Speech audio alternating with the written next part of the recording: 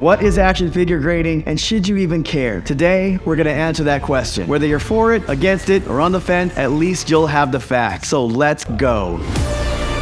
Last episode, I set up my collection run for grading. And in this episode, we're gonna go over the main ideas behind grading, the history, and why you should or shouldn't grade action figures. Personally, I don't have anything against grading. And as a fairly beginning collector, I want to experience all aspects of collecting, whether it be loose figures, mint on card, or boxed items.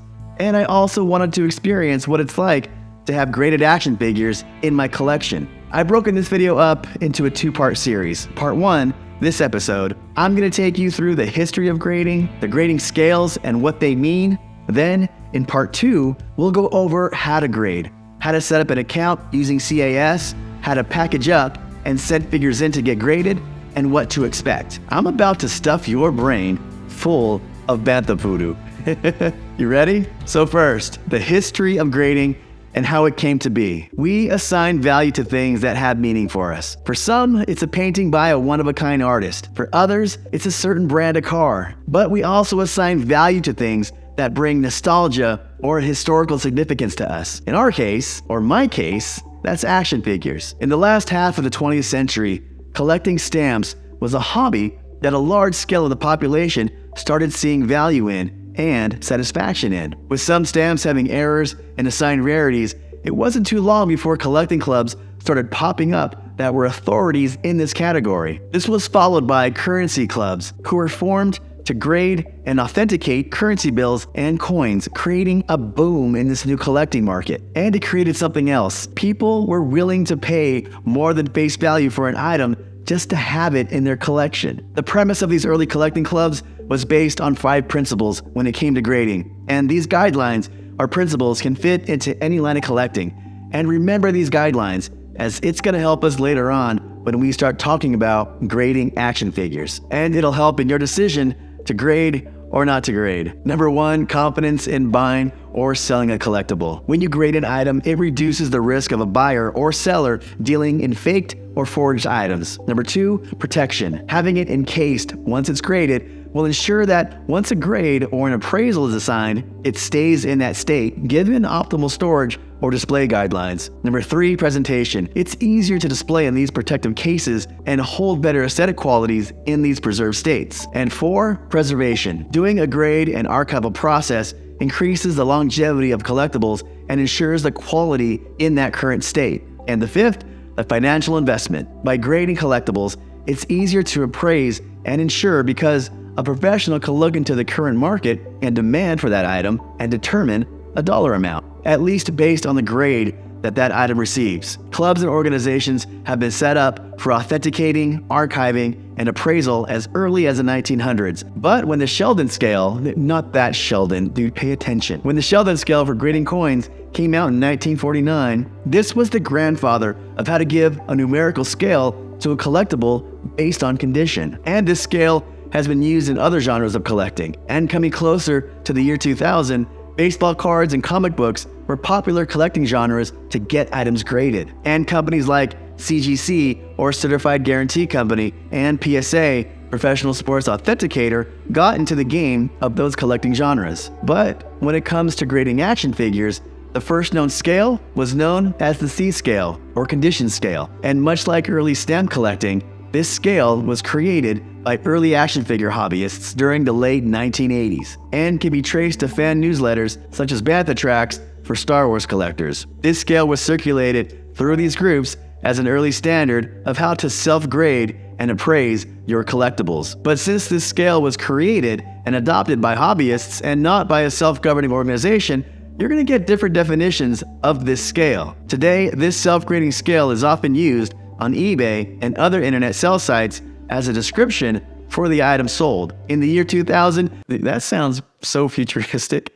In the year 2000, the first known company to start the practice of grading action figures and vintage toys as a business model was a company called CGA, Collectible Grading Authority, and it has been the originator in this space. They separated their grading into 4 separate divisions when it came to grading toys: VGA for grading video games, CDA for dolls, DCA for diecasts, and finally AFA for grading action figures. Is that enough FYI for you? The acronyms in this episode. CGA has graded over 500,000 pieces, and that's a conservative number since during the pandemic, collectors drove up numbers in a grading frenzy. Since CGA's inception, there have been other companies to step into the action figure grading arena, companies such as CAS or Collector Archive Services and UKG or the UK Graders. More acronyms to remember. Let's get into the grading numbers and what they mean. This scale from AFA's website has been adopted by CAS and UKG, so it can apply to all three major companies. The only difference,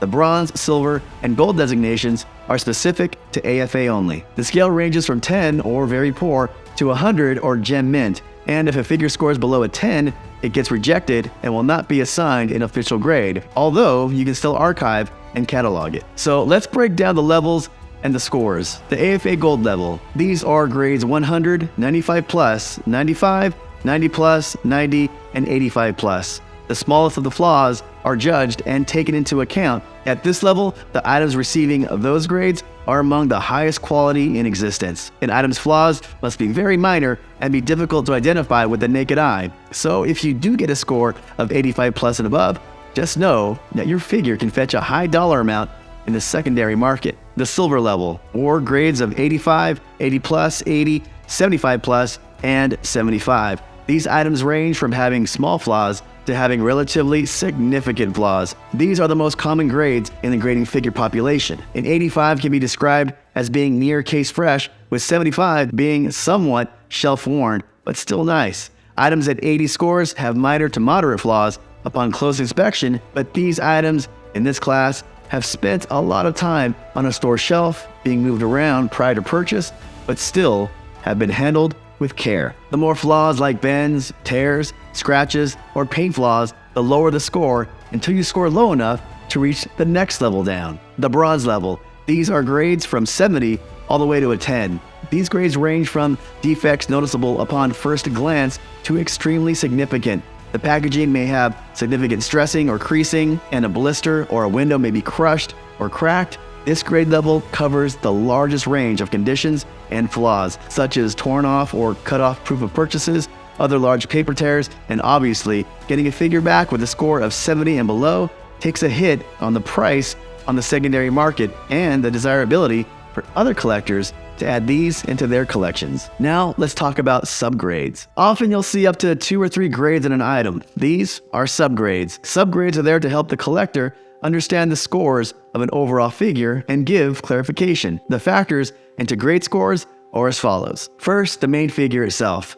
At first glance, the figure has to have its normal features and nothing that detracts from overall appeal, such as paint wear, discoloration, fading, joint dismemberment, or overspray, which are paint flaws that are done in the factory. Next, the plastic blister or window. This gets judged against dents, scratches, fading, yellowing, clouding, sticker residue, tearing, cuts, lifting of the blister from the card, crushing, gluing defects, factory miscuts, and foreign marks such as pen marks or staples or dynamite.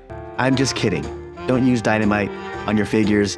They won't grade those. I was just saying if you were paying attention. The next factor is the box or card, and these are judged by creasing, bending, rolling, tears, scuffing, scratching, lifting, print marks, loss of gloss or color fading, punctured peg holes, self-repairs, price sticker residue, water damage, and attached objects like staples and dynamite. Again, I'm just kidding. No dynamite. Next is price stickers. Now these aren't major flaws, but only become a factor if they damage the collectible itself and detract from the overall appearance. And now we have to talk about U grades or uncirculated grades. You may come across an item where you'll see a U grade, such as a U85 or a U90. This means that an item was sent in a damaged mint-down card or attached to a cut card blister, and the grading company was given directions by the owner to remove the figure from the blister to be placed in an acrylic for preservation, grading, and archiving. So the only human hands that it has ever touched was the factory person who placed it inside the blister and the grader,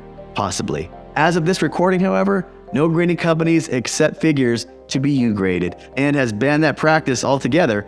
You can still buy them on the secondary market, but don't try to send in figures to get U-graded, and it's even frowned upon in certain vintage collecting groups. I like that saying, it's frowned upon. I don't know why I say it, I just say it. It's frowned upon. So let's get into when you should grade a figure. And obviously, this is up to you, the collector. You obviously want to send in a figure that you deem is in near mint shape, so it will eventually get a high grade, but sometimes there are rare items such as a bootleg or a factory error or a prototype where there are limited numbers out there. So you want to get that item sent in not only for grading, but for archiving and preservation. Even though these items may score low like a 60 grade, the fact that they are rare items in itself and some items were made poorly to begin with, these items can still be considered desirable and quite expensive in the secondary market. But it's really up to you, the collector, to decide. So how do you send in a figure to get graded? Sometimes there are submission centers in your local vintage toy shops. They're gonna help you fill out the forms, enter the information, and ship it. But the items will be under that shop's name and not yours. So you're gonna have to stay in contact with that shop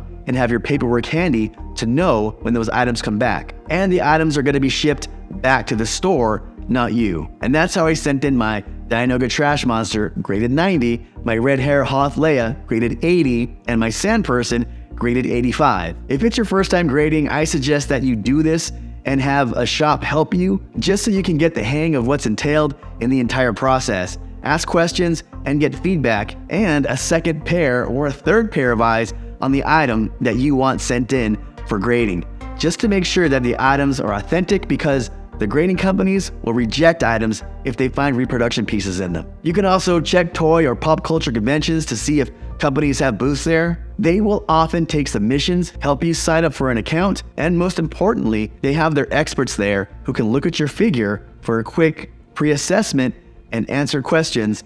Best of all, you save on costs for shipping and boxing. And I've done this twice with success. Once at the ICCC in Nashville, and then at Star Wars Celebration. And I got both submissions back already. You can also submit figures yourself, and that's what we're gonna be covering in part 2 of this grading series. So join me next episode, and I'll take you through how to set up an account with CAS, submitting your own figures, and how to package and ship those figures. And then after that episode, we have some boxes to open. We just got 3 huge boxes back from CAS. If you like this content and want to make videos like these possible, please join the community on Patreon. Membership perks include early access to see videos, member-only episodes, extra entries into giveaways, member-only live streams, member shoutouts, and free digital downloads of my collector sheets and reference guides. Go to the link in the description to become a member of the Academy.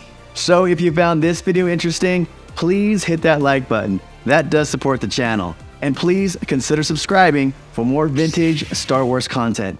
And as always, my friends, thank you, and I will see you next time. I wonder what grade I would get. 99 plus? All right, cut. If you're new to the channel, check out the welcome video, or just check out the next episode. And please subscribe if you want to follow the journey. And remember, there is no shame in being a Padawan.